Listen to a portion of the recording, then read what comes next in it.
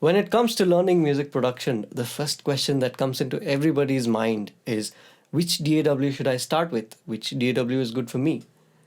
But there are much more important topics that you have to look into before even getting to learn the DAW. Hi, my name is Joel. Welcome to the Saccharide. If this is your first time here, consider subscribing and click on the bell icon for more such audio educational content. Before we can move any further, I recommend you go and watch the previous video that I did about learning music production on your own.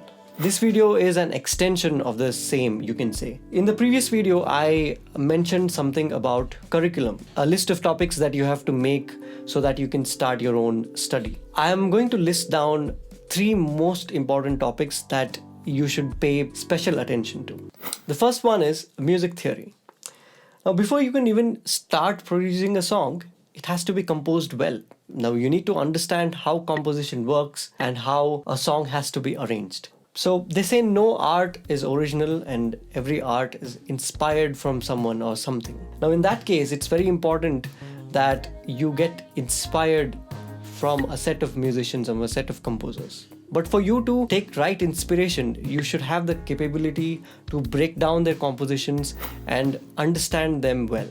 So which is where music theory will help you do that. Without the knowledge of music production, if you try to get inspired, there's a high chance that you're going to sound exactly like the person you're listening to, which clearly is not a good sign. With good knowledge of music theory, you can get inspired in a right way and develop your own style. Best way to start is by starting to learn a piano. Piano's layout is in such a way that music theory can be clearly and easily understood. Learning a piano all by your own can be a little difficult and confusing. Go to a piano instructor and take classes. Now, you don't have to be a piano maestro. If you can develop your skill level until a point where you can easily lay down all your ideas, that should be enough. Now, the second important topic is called synthesis. Now, synthesis is a subject that deals with understanding synthesizers and different methods around which a synthesizer is built. Synthesizers are often related to electronic music, but then you hear the sound of synthesizers in almost every other genre of music. To effectively use synthesizers, you need to learn the components of it, like oscillators, envelopes, LFOs, filters, effects, etc. It will help you create your own sound.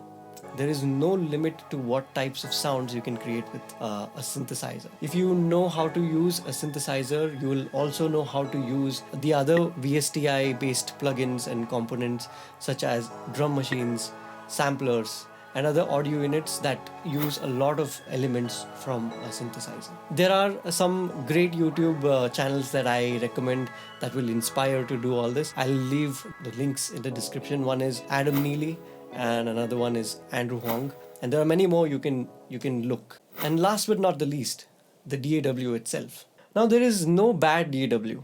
Also, there is no best DAW. The one that works for you is the best one for you. Like I said earlier, music production is not just about learning the DAW, but if you don't know how to use a DAW properly, it can really hinder you and interfere between your whole music creation process. So this video is not about what DAW is good for you and all of that. I'll do another one for that. But I want to stress this thing: whichever DAW you choose, stick to it for an extended period of time. Don't get distracted and don't go on changing DAWs once in a few weeks. That is only going to make your whole learning experience much longer than what it is. Learn and make sure that all your shortcuts, you're really fluent with it. The whole DAW becomes a transparent entity in your whole music creation process. There you have it. These are the 3 most important topics that you should not miss.